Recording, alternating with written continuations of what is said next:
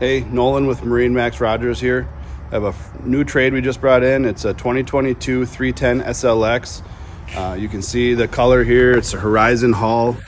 Got black bottom, white stripe, hard top, windlass anchor. Move around to the back here. We've got dynamic running surface trim tabs here. Twin engines, Bravo 3 drives, submersible swim platform, boarding ladder. I'm gonna hop on board and show you guys the interior. It's a 31-foot boat. Like I said, it's got the hard top. You have the extendable sunshade. You have the sunroof in the center. Starboard walk-through entrance. Great sun lounger in the back here. As you come in, you've got a small galley. Great cockpit seating all the way around.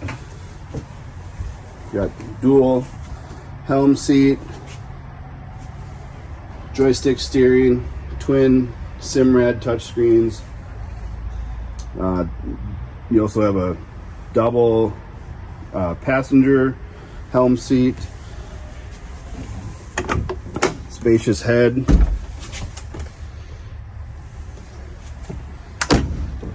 As you walk through to the bow, again, just great seating in this boat. Table mount, as well as great storage. Good storage here, and then this seat comes all the way up. Huge storage, covers in there now.